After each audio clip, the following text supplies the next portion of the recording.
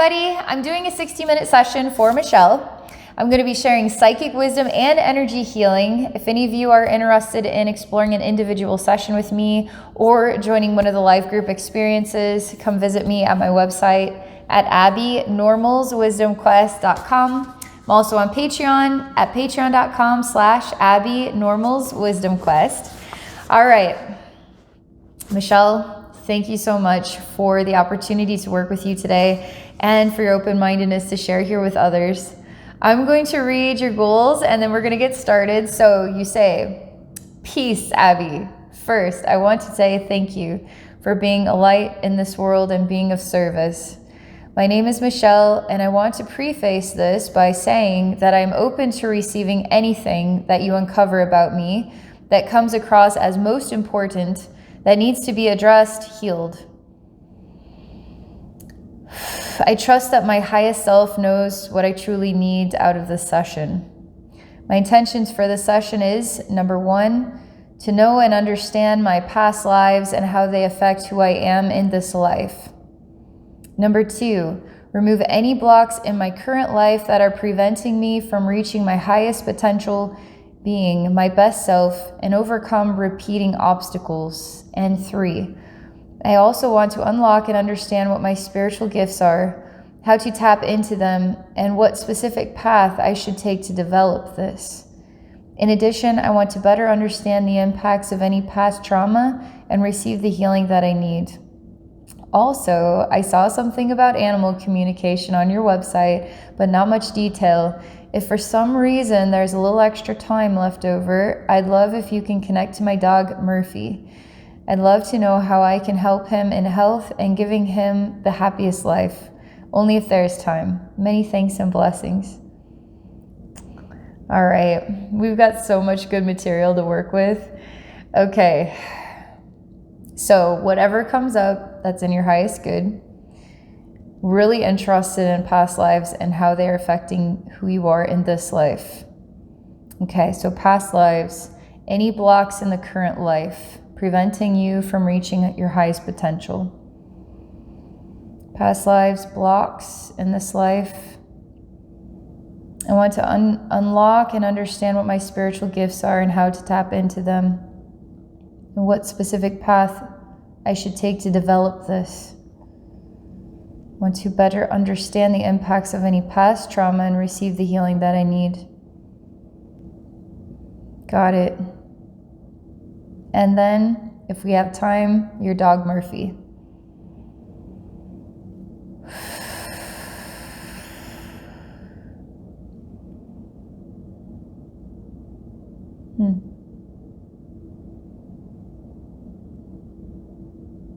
Got it.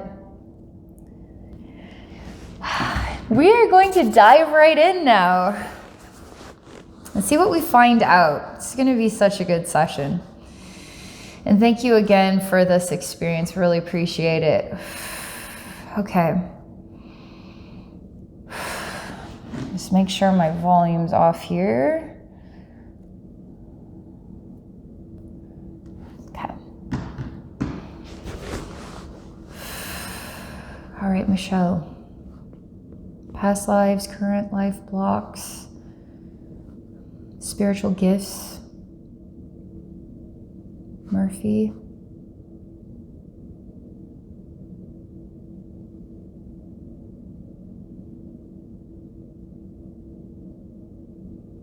All right, there's a stillness to the air, and the air is cold, but I can hear kind of a hollow sound to the wind. And I'm standing and it's, you could say rocky, but there's grass. Feels like the ocean is nearby. It's nighttime. I'm standing alone. I'm looking out across this place. I really feel like the ocean is nearby, almost like I could see the ocean, but I can't quite. And it's very hard to interpret what it is my eyes actually do see. And I'm standing here and I just feel the presence of the rocky ground and grass.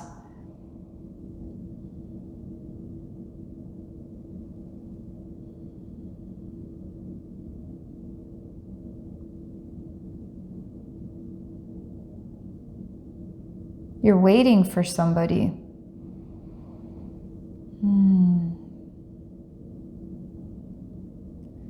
You are waiting for somebody. What I find strange is that you're almost distant from yourself. You're distant from life. Feel like time is passing and nobody's coming.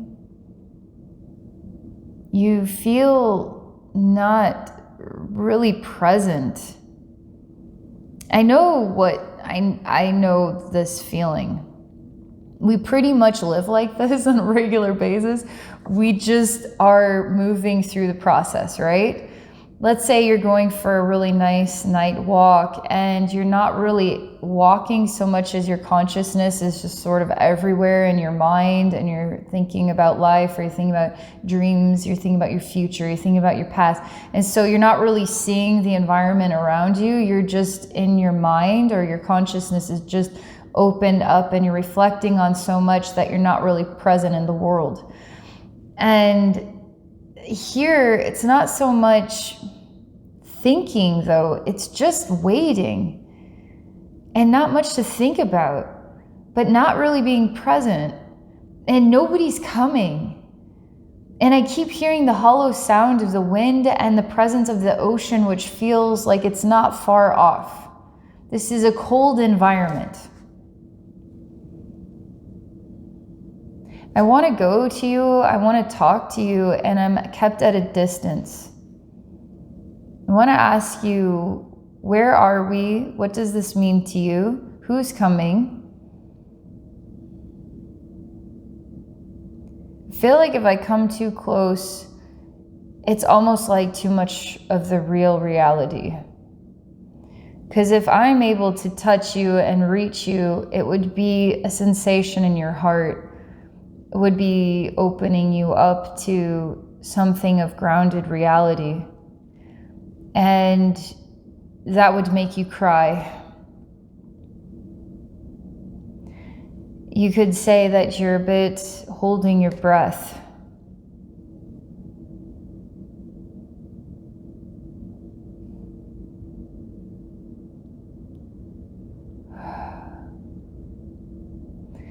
The next scene is very strange, very unusual.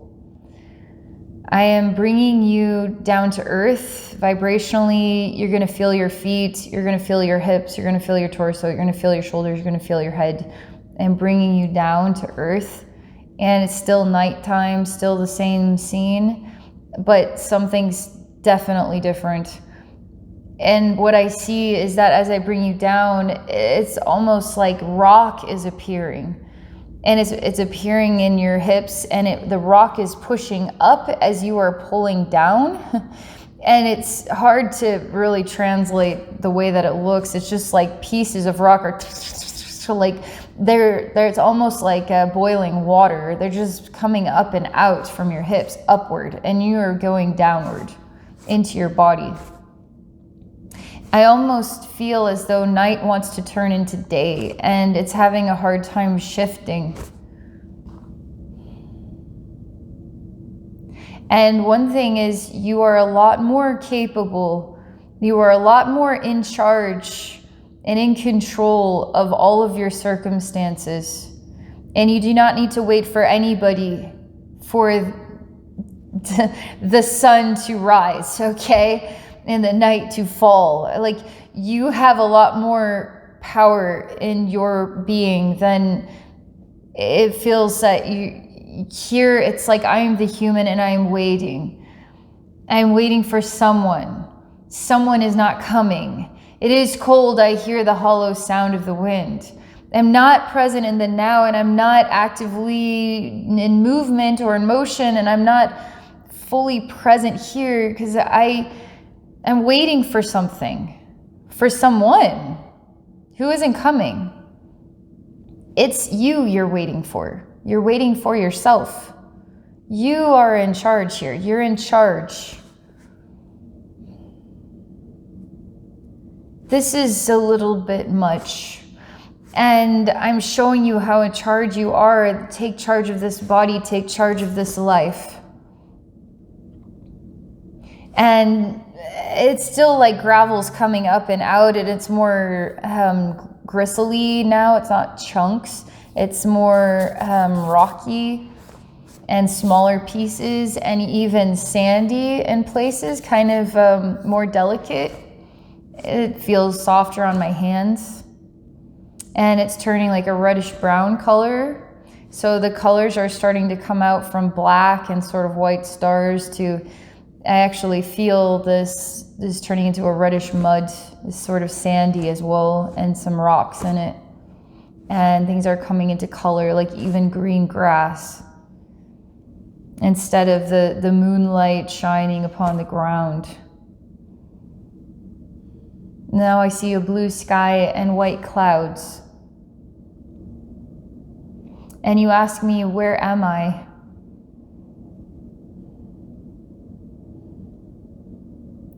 And I say, where are you physically on the planet, or where are you in life? And where are you? Where is your consciousness?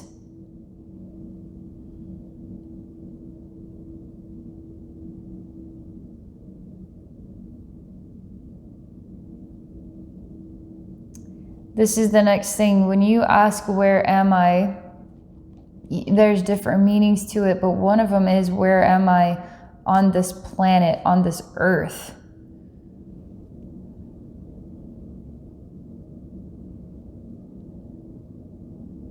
And this is what the answer is to this, okay? It's not going to be like you're in Alabama or something. It's more like I see a chessboard appear, and I see white pieces and black pieces. I see, and there's no good or bad team here, because let's say you're playing chess with your friend. Is your friend your enemy because you're playing chess right now and you're going to take your friend down? Well, you could look at it that way, but really we're just playing a game. And I see the white pieces don't necessarily represent the light or the goodness, and the black doesn't necessarily represent the evil. It's just playing chess, okay? And I see you, and you look quite strange because you're on this chessboard, and I see all these pieces moving around you, but nobody is moving you. Nobody's hand is upon you and guiding you and moving you on this board. And you're just standing here. You also don't look like a chess piece, you look like a person. And I mean, you look like you have a flannel shirt that's wrapped around your waist. You have like a tank top on and a bunch of necklaces and like plastic bracelets. You're chewing bubble gum and you're making huge bubble pop. You have like a half red and black hair, and it doesn't look like it's been washed in a while, and you have it like pinned up above your head. I don't know, the name Punky Brewster comes to mind. You've got like there's a Punky Brewster type, I don't know, this is some kind of grungy vibe going on here. And you're even like kind of standing slouching like a teenager with an attitude, and you're on this chessboard of like perfectly white and perfectly black pieces, and they're all in motion, but you, the Punky Brewster, is not being guided. It's just, this is what I'm seeing. So where are you on Earth? Like you're in this chessboard, and there's no hand that is moving you in any direction.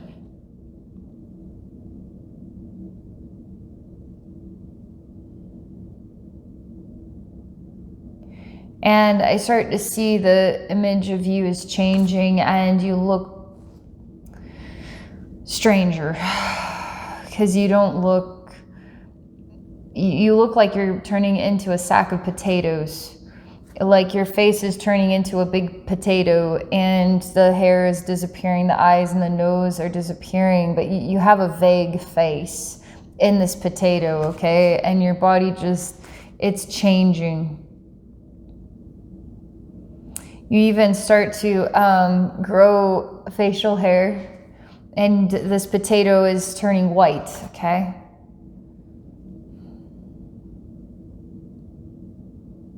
And the facial hair is black, and then the skin of the potato is white.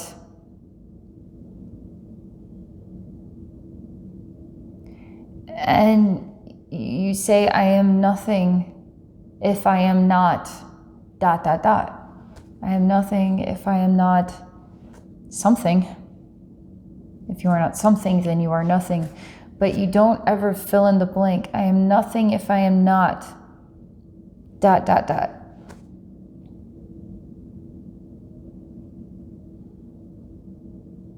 And you just fall to the ground and you're on a white square.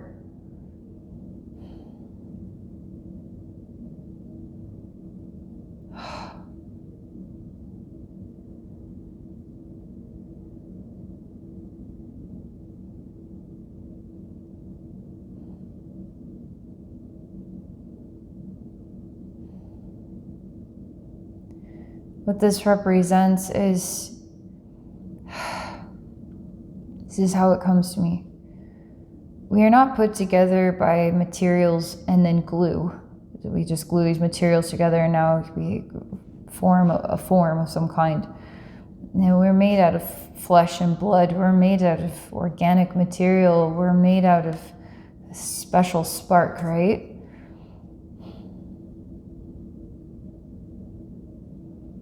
And in your energy field, there is this challenge of, what am I made out of? What am I made out of?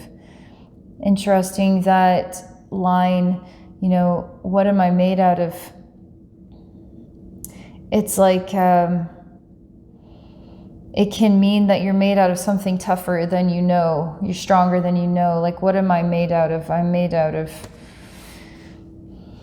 I'm tough as nails. I'm made out of something stronger than this. Or I'm made out of, saltine crackers. Like, I break easily. And so there's something also as, what am I made out of? And there's an emotional meaning to it, okay? What are the materials that make me? But then it's, what are the materials that make me who I am? And what am I as a unique I am? And I see that opens up on this chessboard slightly above it. There's just a white path, okay? And it seems like there's a path of cloud, but it's kind of like light is above. And then there's a path right there that you walk on. So there's always this sort of whiter, cloudy path just above your head. And you're just walking.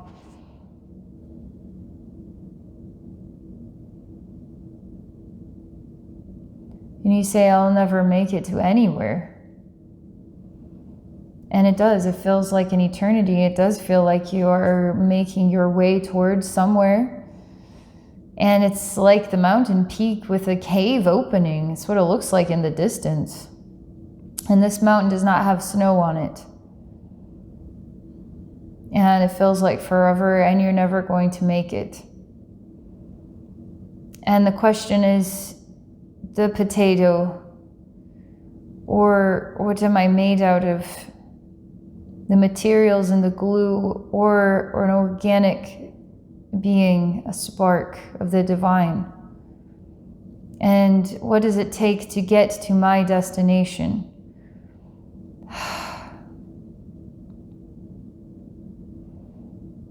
So what are you made out of? In order to understand yourself, in order to be present with the destination, not that you are getting to, but the one that you are already in. You are in the destination. But there seems to be this deeper desire to know, put some answers to these questions, okay?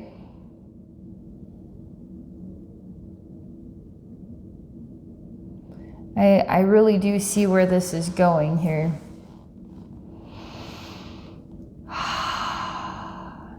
Because I can tell that my calling is to really give you access to who you are. Is it the past life that helps to define your present life? That is wanting to know who you are, but more so than that, what are you capable of? And can I be that in this life? And almost waiting for someone to give you the answer, or to sweep you off your feet, or to guide you in that direction of the master within you. But you already are it. I know that's just one of those great answers, right? but you can count on you. What are you made out of? Master energy. You can count on you. Hard to know how to begin that journey, the climb of that cliffside of self-discovery, but you already have all the ingredients. You are already you.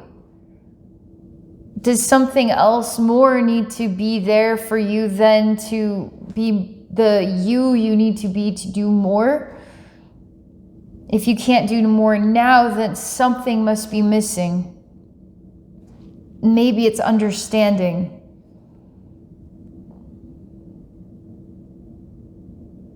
All right. So I kind of show my guides, I show your guides and our higher self this. I'm like circulating this. Okay, so we've looked at this. I just like, I'm just doing this like this. And then I'm like, all right, cool. So why didn't we see some past lives? Like, I'm really interested in something like this myself. But let's see where they take us. Because this is important, this beginning conversation is important. And it keeps itself in the shape of an egg that isn't opened up yet. So I just set it over here. And we continue to circulate the value, okay? Like we're circulating the date. Don't want to forget this date, but it's like circulating the value, okay, of you, and this message still exists. So we're placing it here so I can work with new energy and a new interpretation, new side of the story.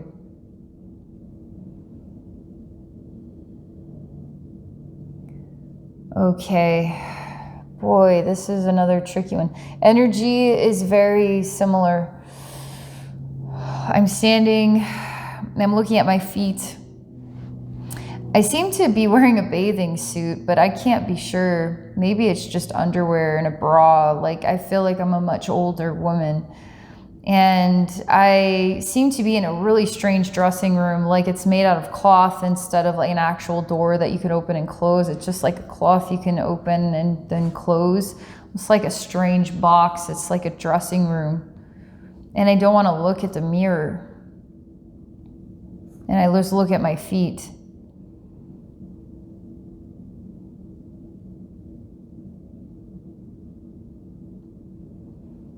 This is important as well. It's about, I see the woman and she reminds me of the Golden Girls. And she has very short hair and it's curly and it's brown and she's wearing red lipstick. And her body is aged and saggy and the skin is loose. And she's looking at her toes, which are actually nicely polished. And she sees her old feet. And she is just standing in her underwear, and she does not want to look at herself in the mirror. And I see that this dressing room curtain is black. And she hides inside the dressing room, and she doesn't come out.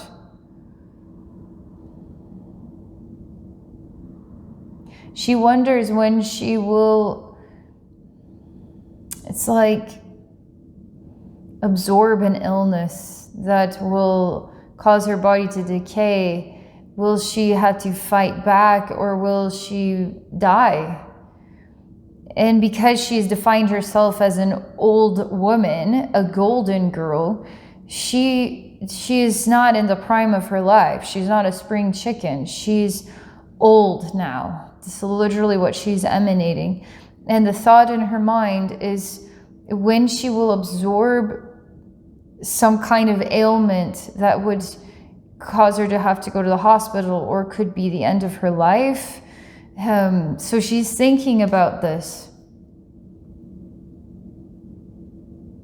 She doesn't want to turn around and look in the mirror, and I tell her it's essential that she does. And what is it that she is afraid of? What is it that she is afraid of? The way she looks is scary. It's terrifying. It's a Halloween movie. It's an emotional thing. It's a self-love thing. It is more than that. What are the words that I need to say to help you to know that you are okay? And that this is a beautiful moment of your life. Because there is this consciousness that then deflects. It's like chooses to reflect on a disappointment, a discomfort,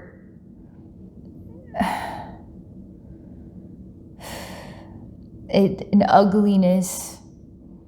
This consciousness reflects when it doesn't. It's like you can be bolder than this. You can embrace all of this pain and live in this moment and say, wow, I'm me right now, and this is the me that I am. I've come a long way. This is life as a human being. This is the real world. This is real life. It's not something we want, like a TV show that captures a timeline where the people don't ever age, and it's like they have real life problems, but it seems so much easier to watch somebody else go through them than to have to live your own life. There's something here again. We're bringing consciousness into you. You are human and you are here. You're alive right now here in this body. You're alive. And the time is now to embrace that you are alive, not reflect on anything else, but this golden truth. Again, I'm called to do this energy work to bring you present with the materials of your divine self as a human being, and to be aware of where your consciousness takes you and where your presence is. Where are you present? I'm supposed to go back to the circulating egg of information in the chessboard with Punky Brewster. He becomes a potato. Because nobody is moving Punky Brewster, and she feels nothing is sparking, nothing is assisting with her movement, and she needs some movement.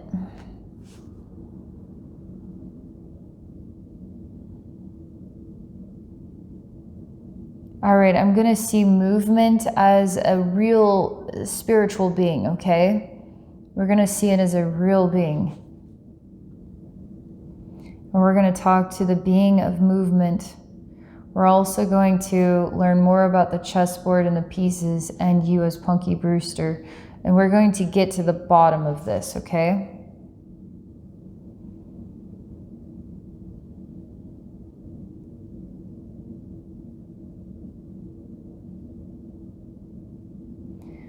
First, the chessboard. These are ideas.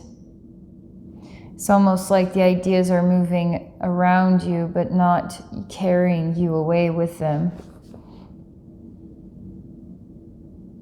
Ideas are in motion, but you aren't in motion with the ideas. You as Punky Brewster.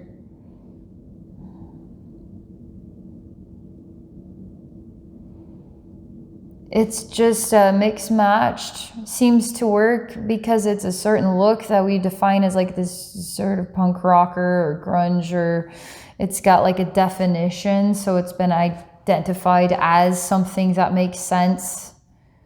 But it's actually just kind of a hodgepodge, really.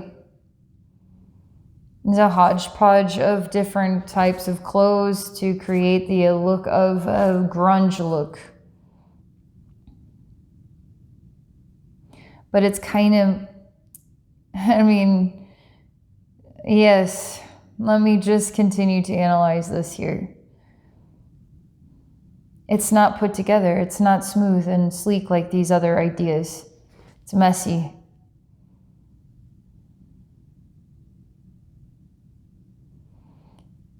So are smoothing you out, smoothing around those rough edges, then helping you to become one with the white or the black, smooth ideas is going to help you be in motion? Question mark. Don't know if I believe that. That you have to be something you're not in order to be in motion. Because you can just be you. So how can you be you then and be one with this movement?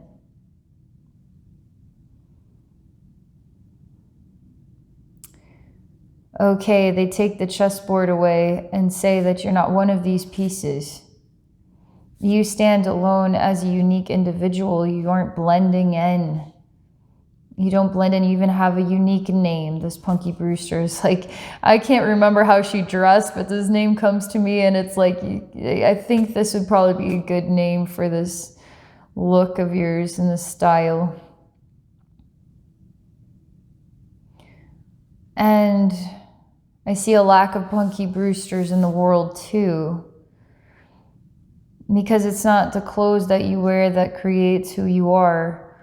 It's not the materials and the glue, it's your divine spark. And the question is then, where do you fit in? But that is also the point. Because why do you have to fit in? Why don't you fit out? And that is your style. That is your divine spark. Is to fit out, not fit in.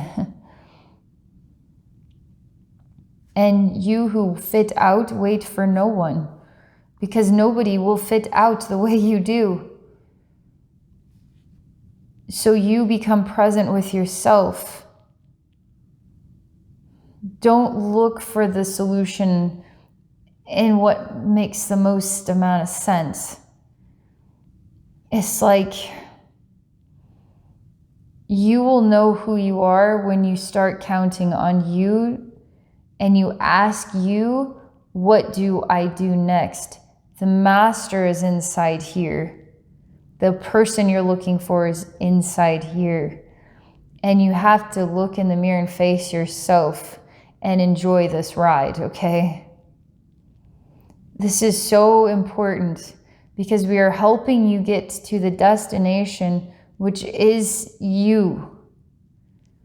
And as you get to the destination of you, you become awakened to the power of what you came here to do. They're still making it a mystery about your past lives, because it's almost like we need to get to you in the present day and get your consciousness present with your body. And then we can start exploring that. And I can feel how this energy is moving.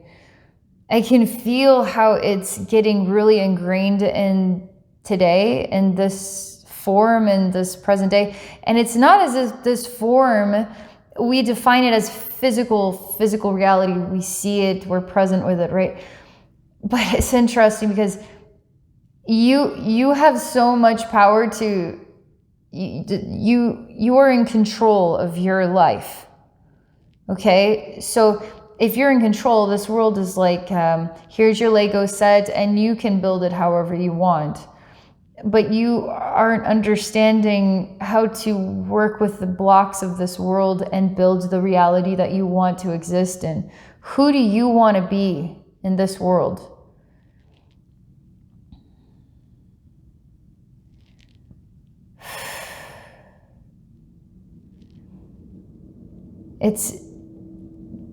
That's what I'm supposed to say there. I'm just going to pause for a minute. Let's see what they want to do next, okay? So no more chessboard.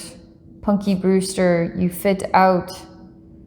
You are present with yourself. The master is here. You have found that somebody is you.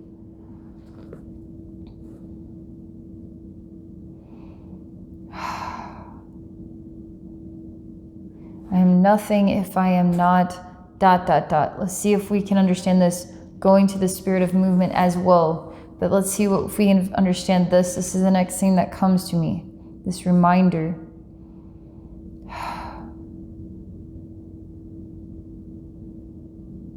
If I am nothing, if I am not alive.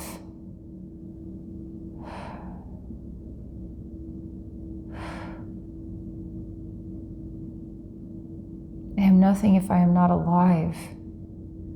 It's not said with like celebration, by the way. It's said with a complexity, confusion, like an emotional bump in the road, okay? I'm nothing if I'm not alive. That is so true, but it feels so sad and disconnected. Like, I don't want to be alive, and I am nothing if I'm not alive. But if I don't want to be alive, then I'm nothing, but I'm nothing if I'm not alive. And it's just not like I am alive and there's nothing else to say.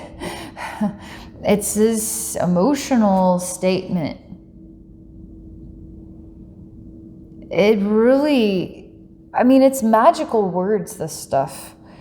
Like, these words are magical, and magic isn't necessarily the hocus pocus, the cool triumphant moment, the pot of gold at the end of the rainbow. It's sometimes it's like it's a creative sadness. Language can be a powerful, creating sadness. The hocus pocus then creates this statement, creates that feeling. This is helping me to understand what the lifetime is that I'm looking for, and I might not be able to find it as we would think physical Earth or some other planet. It's almost like a soul fragment, okay, in another dimension. Would be more appropriate for me to go there than to go back to the memory. I feel like I'm supposed to go somewhere like this. And it's this magical statement that's helping me find it. I am nothing if I'm not alive, but it's sad, like ripped, okay, like soul rip. And it should be said, I am nothing if I'm not alive. And I'm flipping alive right now, okay? So it's supposed to be said like, hurrah. So I'm going to use this. Before I do follow that path, I'm going to go to the spirit of movement. You in motion, you guided, directed, you discovering your master self, you, okay?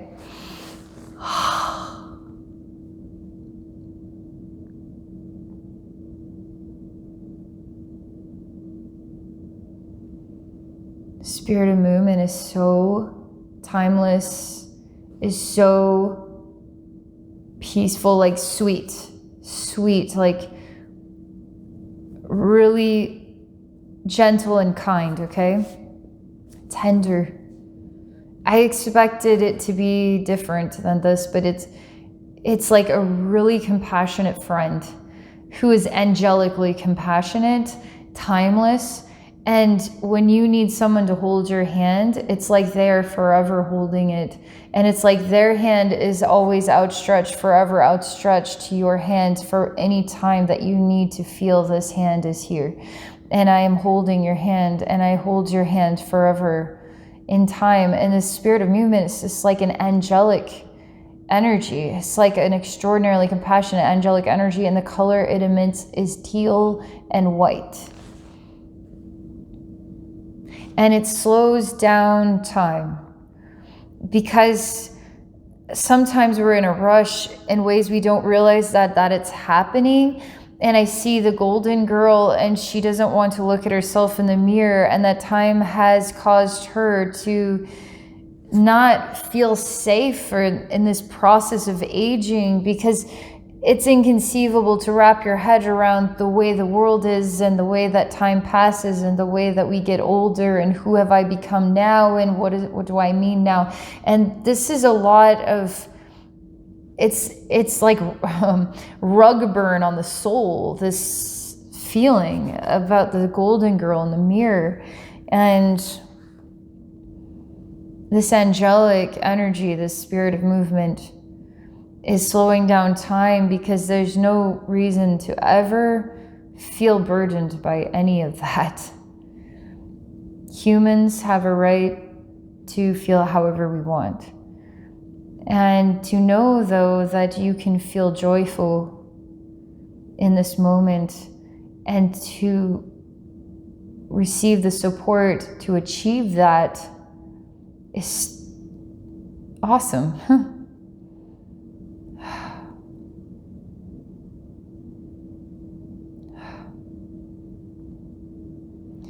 So the spirit of movement is with this golden girl self, slowing down time, giving her a chance to catch up with who she is and to be present with her body and not fear the mirror, okay?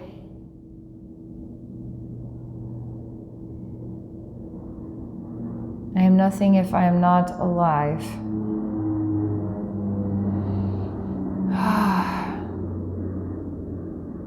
Creepy space.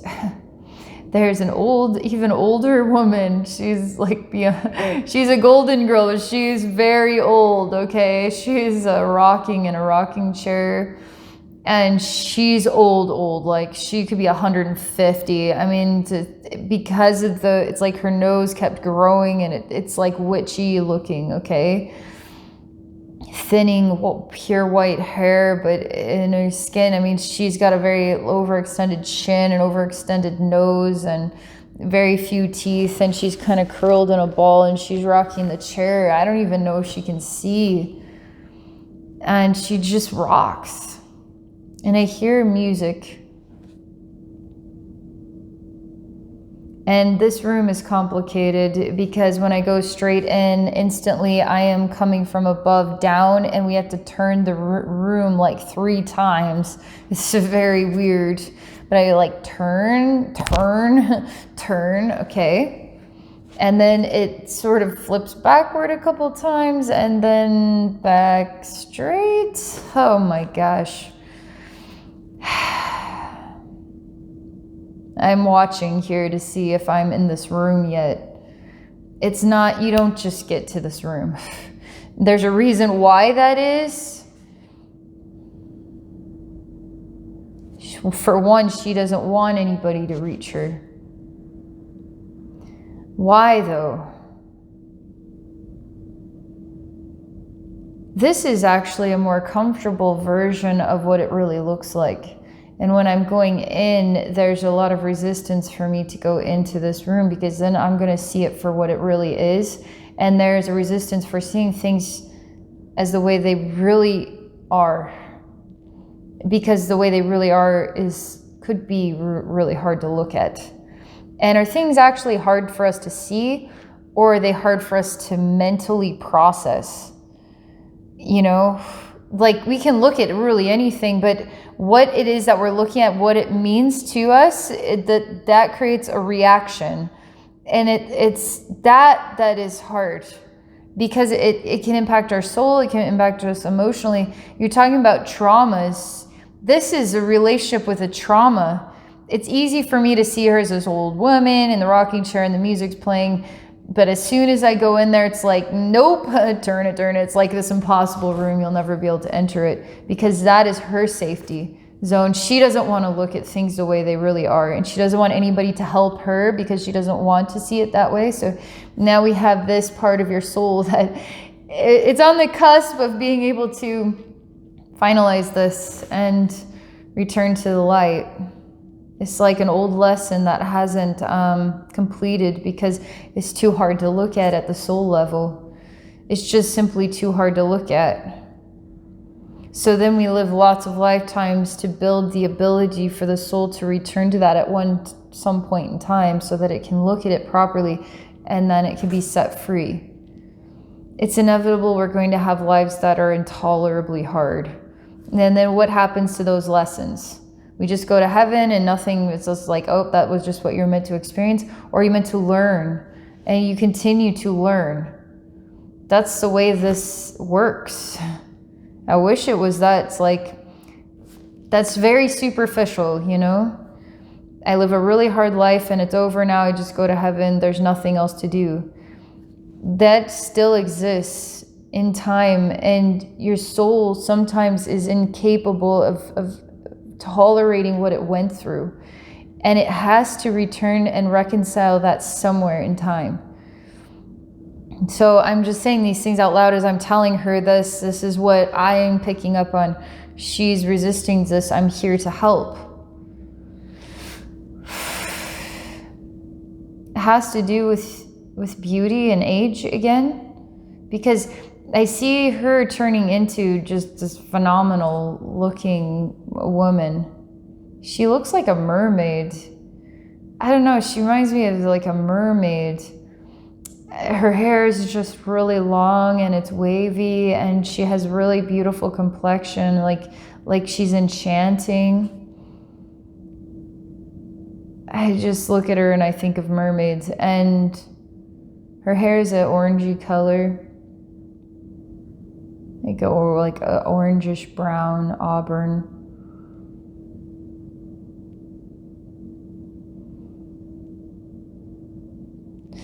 This reminds me of the ocean.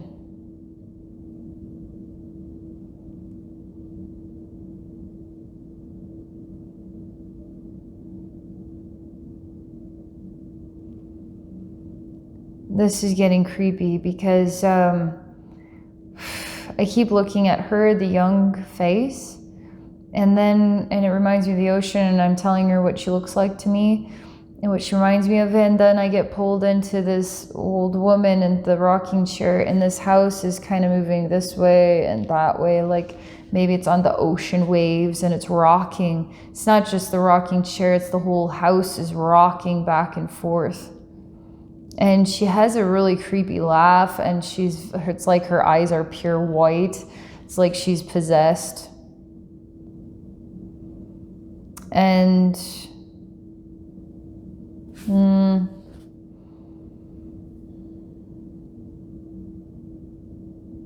she's trying to be in control of something she has absolutely no control over.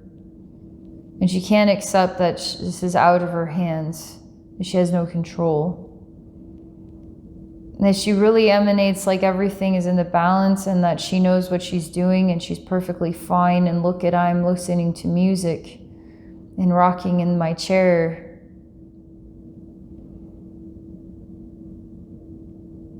There seems to be a lot of others here, and they're ghost-like, and they have kind of like rotted flesh. And it reminds me of like a shipwreck kind of scenario, just bodies that have been bloated and chewed on by fish. And she doesn't want to look at them, and she doesn't look in any other direction. Her eyes are white. She just doesn't really want to express honesty with me. I'm bringing in this mermaid-looking girl, and I bring her into this house. It looks like it's just a house room. It doesn't look like a boat at all. The people are entering from two sides, coming in and filling this room, and they look very ghostly and dead and seaweed and chewed on by fish and bloated. Some of them just look like skin. It's just pretty gross.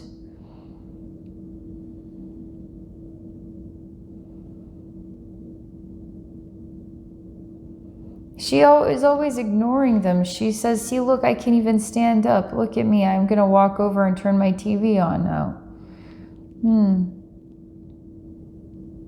I stop time. I stop the rocking of the chair. I stop the rocking of the room. I stop her. I stop the sound of movement. It's almost like the white noise that you stop hearing after a while, like you don't even know it's there, but it's affecting your brain and helping you to work better for some reason. But once I stop the sound and the movement, it's exposing the real noise, the real place.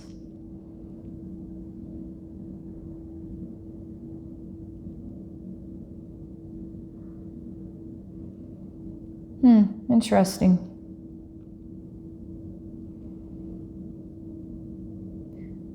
I don't know if I'm going to be able to understand it.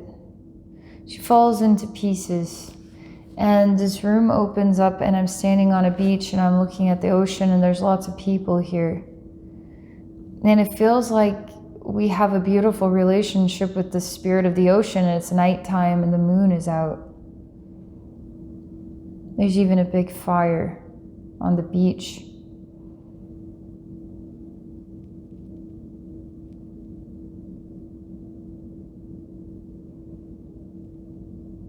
It seems quite a happy moment.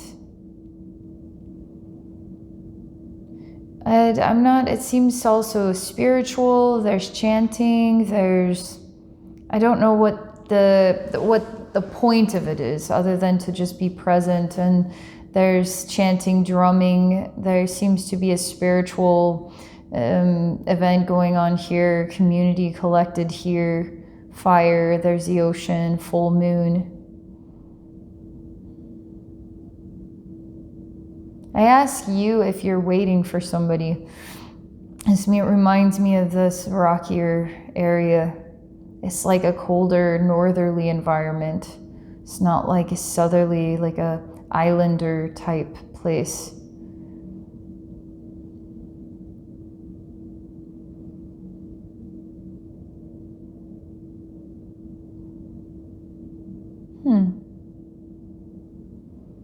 Not good for me to talk to that part of you.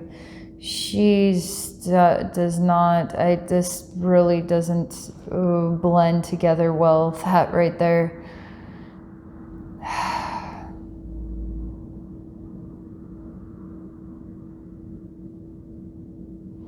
All right, I'm going to ask my intuition, what do I do next? Because this is all very vague and it's very slow in motion and I'm not picking up any new pieces.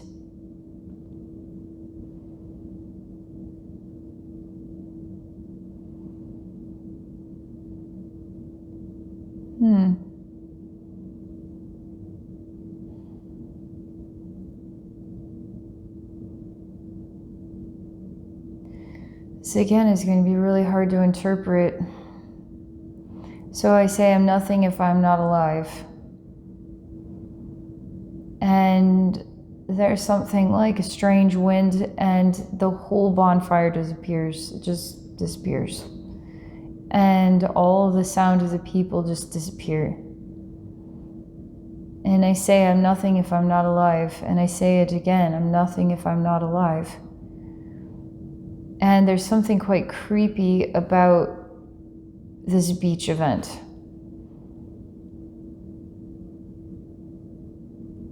Because it's really, really cold and it makes me feel like poltergeists or dark spirits, and it's magical, okay? It's very hard to believe this in our practical reality, but it feels like a strange, it feels like very cold, it feels poltergeisty, it feels scary, it feels like a scary thing is happening here. It feels like confusion about life and death. It feels like confusion about spirituality and celebration. It feels like confusion about the ocean energy. It feels like confusion about where you exist on Earth. Where am I? On Earth or somewhere else? It feels like it has to do with your consciousness. Where are you? You're here, you're in this present form. Your master is yourself. You have found yourself. But in this, there's this strange mystery. And I don't know if I can put logical sense to any of it. So I'm just going to take logic out and we'll just see what comes next.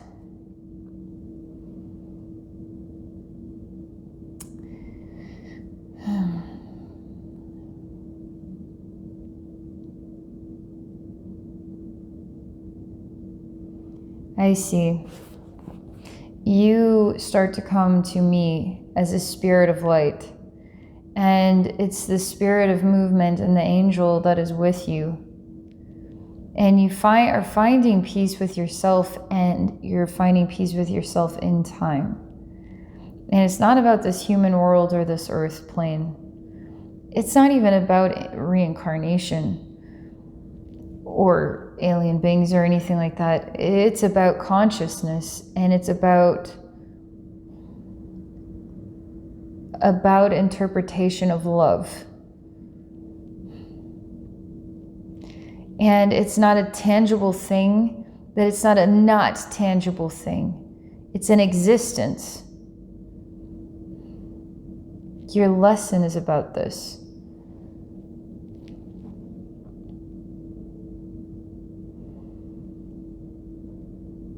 You tell me it would be better to define this event taking place in more of what would be like a spirit dimension than a physical world like our Earth. But in this spirit dimension, there's still the physicality. It's like if you were an angel in an angelic realm, it would be a physical environment. But it would be lighter than this earth world. So you could look into this human world where the humans couldn't see you. So it's just like looking into different cookie jars of dimension depending on your light bodiness, okay? And so you're saying this is a physical space, but this was working with creative energies. And it's not what you think, even though it appears calling upon the darkness is taking place here. Or not calling upon the darkness, calling upon the light, and what answered was the darkness. You say that you and this community were looking for an answer, looking to interpret or discover something new. And you had to try a different approach. And you didn't know what the outcome was going to be.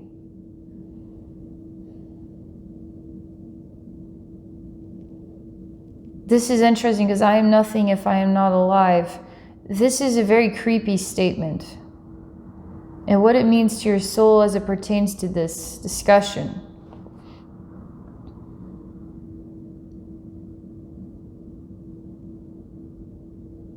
Because you learned something incomprehensible about what is life and what is death, about what is the connection with other forces or vibrational powers in the universe. And it's not as if you perceived what came as more or less. It was to get other ideas. It was to gain other interpretations. Imagine if you had been working with the creative forces of love, and your community is discovering there's other creative forces and wanting to know what death is, exploring the creative forces of, you could say, destruction or chaos, exploring different creative forces. And in doing so, you are being introduced to total different master energy or total different God source energy. And because that was not preparable, you couldn't prepare yourself. What if you were in an environment that only had love? Now you're interacting with something completely incomprehensible. Now you're interacting with chaos, which has never been seen it or experienced it before. But this community and the spirit in the heart of itself was desiring something new. Is desiring to grow. But the only way it was going to grow was if it worked with some kind of new energy that was new, which then became this strange event. I don't know if they died. I don't know how to understand it. It seems obvious they must have died. I don't know. It seems like they're still trying to resurrect or to resolve this. But nobody can seem to do it.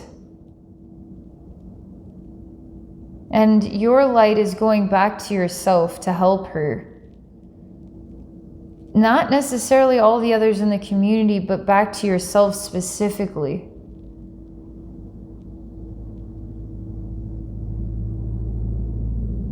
And the angel of movement, the spirit of movement is coming with as well. Because what is said is this event created such a cold experience that everybody now must be warmed. That's what is said.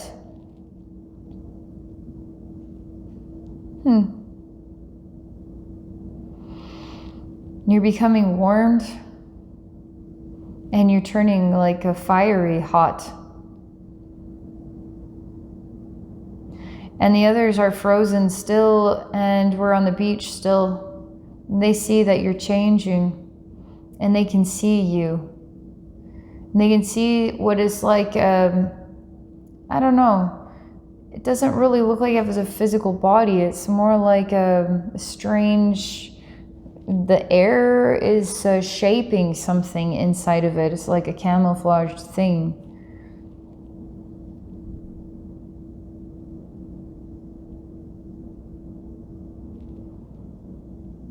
And as you become warm, you change everything about time and about dimension, about the meaning of yourself, the meaning of the event, the meaning of the people, the meaning of what came, the meaning of time, meaning of your soul, the meaning of life and death, the meaning of I'm nothing if I am not alive, is starting to come back to you, and it's coming back as empowerment. I'm nothing if I am not alive. I'm nothing if I'm not alive. Like there's an empowered state of being behind it. And instead of things slowing down and what is like going backwards, they're starting to rev up and go forward.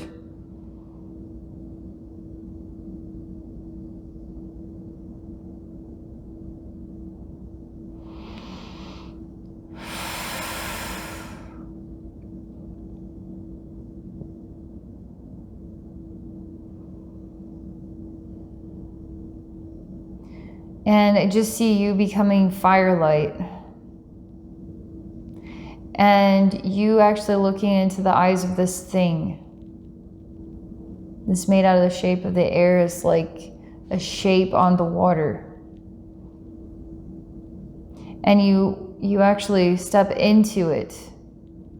And you warm it from the inside.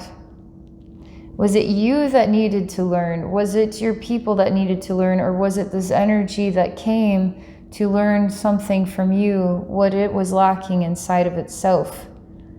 Did it take from you, or were you able to give to it? Take this viewpoint and put it into day-to-day life here on earth. Is this world taking from you, or is it an opportunity for you to give unto it? What it is missing inside of itself is something you know inside yourself.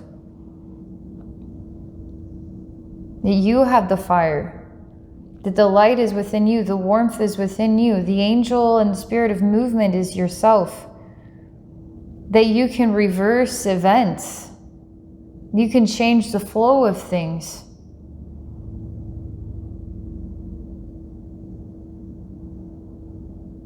That's why there was a disappointment, because you didn't have, you believed in yourself, but you didn't have the tools or the means to know how to change the circumstances. So it remained in time.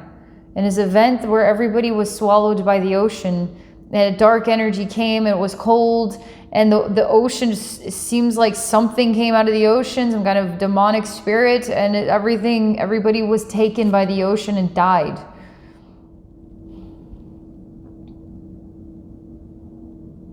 And it was just not, I see you in this rocking house with these dead souls. I see you on the beach in time with the event. I see the light coming into you, you going into this thing. I see you changing everything. That you have the power, that you are in control. You just didn't know that at the time, and you didn't know how to be, and you didn't know what to do. And only in time were you going to achieve that understanding.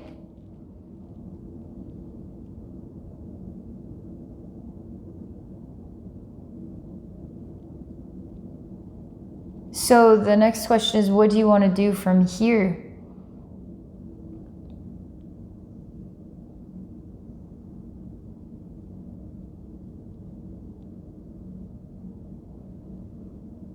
You are the old golden girl, and you look at yourself in the mirror, and you see your dead family, basically, is somehow an echo of this memory. And you walk into the mirror and you're full of firelight. And they're lost and confused in their souls. But you took it upon yourself to find a way to remember, to be able to help them one day. Help yourself, then help them.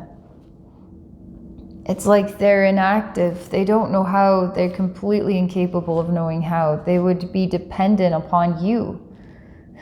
You depended upon someone else.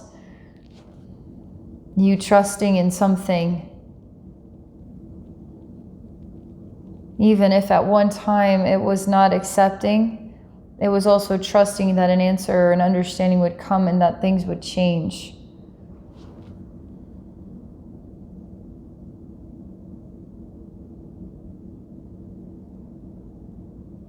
All these souls are tired, and everybody it's like there needs to be a very long time of rehabilitation, because this was confusing. Even the relationship with time, the event, what happened to everybody's souls, being in this state, waiting for the answer, which you could say time is this fast or time is ridiculously long. Either way, this was in a still space for a while.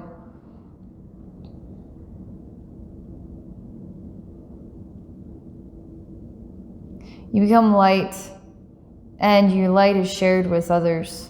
And through that light and that sharing through you, they start to remember.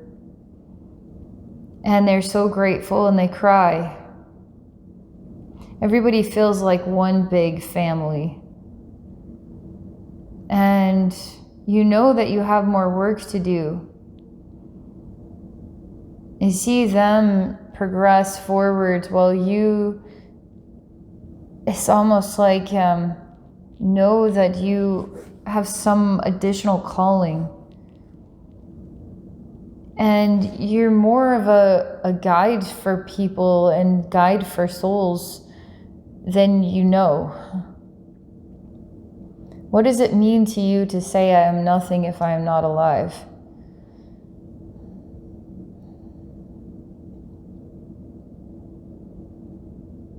Because you're bringing the life back into others who are saying I am nothing and they don't feel alive. And you're filling in the blanks for them. You are putting the light into them. You're finding the light inside yourself. You are remembering. And tell you what, it's not easy. This doesn't come with a lot of clarity. Even for your session, if it's a vague process and I'm really having to just let things just reveal themselves without making a whole lot of sense, that could also be the way that you're going to have to make steps here. And you're going to have to trust in a silent process, but you're going to have to know the capacity of who you are, of your soul self, okay? But also be present in this life, in being alive, here in you. You are going to move yourself on that chessboard, but you're not even working with the chessboard because you are your own person, okay? You fit out, not fit in, okay? And that's what makes you who you are. This is clearing blocks. This is an interpretation of a past lifetime. This is understanding you, your soul self. This is understanding your movement in this life.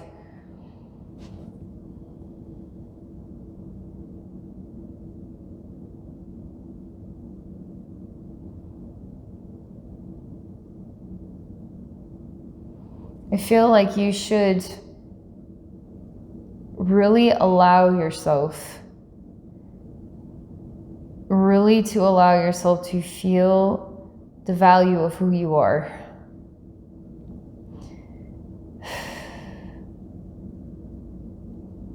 And to allow yourself to have that.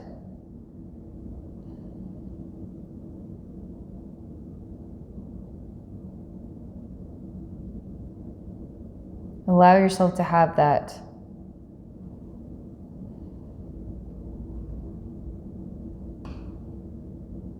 Allow yourself to embrace you are alive.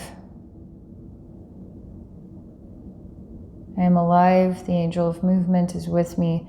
The angel of movement is part of myself.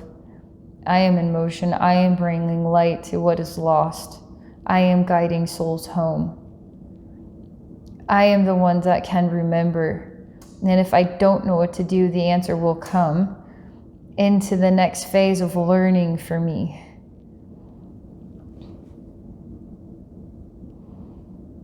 There's no doubt about it. If I were to say in a definition about spiritual gifts, you really need to own like it's like the Holy Spirit is, you could define it as like a spirit of fire and purification, and the manifester of miracles. It's pure love. It's light, right? If you were to allow yourself to align with being an emanation of the Holy Spirit, now what is your calling? What is your purpose? To be alive in what you are is helping at the soul level others, helping Murphy. When you allow yourself to be that light, you're present with yourself, you're present with this body, you're present with today, you're present with this reality. It's interesting because there's something about you where when I open my eyes and I feel the human side, I still feel like you really represent just an interdimensional traveler. I mean, I feel like the human to you is more an energy body than we would ever acknowledge it to be. And that you would understand, once you embrace yourself, once you have some, I guess, key words that create the epiphanies where you've got to work with something, okay? And you allow yourself to work with that without thinking too much, just being present with this truth, you're going to start to be the power that you're trying to access. And it's a power of love. And you know what to do. And if you don't know specifically, start to feel the fire of your soul and see what the fire is guiding you to do. And it may be weird stuff. It may not make a lot of sense. It reminds me of taking walks, and I felt like I needed to just raise my hands to the sky and connect with the clouds. I didn't know what I was doing or why I'm doing this, but something tells me I need to do this, and literally nothing is happening but this feeling. You gotta just go with what comes and don't judge yourself. And anybody who sees you being this weirdo, they aren't awake yet to where the real life force energy is. I'm nothing if I'm not alive. Clouds, energy, I'm here. Something. Nothing is happening. I'm a real person and I'm really doing this, okay? So just, respect. All right. I really enjoyed this, Michelle. Thank you. And I mean, there's definitely a mood and a vibe to the flow of your session. And it's really stayed, in a consistent tone of flow, hasn't it?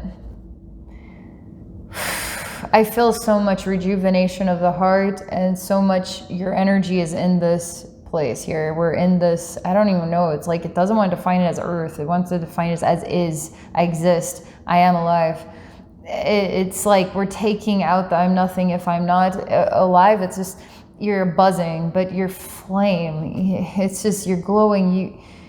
You're giving yourself credit for being, and for being someone of value, and this existing as you are is not fitting in. You fit out so much better, All right. Thank you, everybody. Really enjoyed this experience, and hope you all have an awesome day.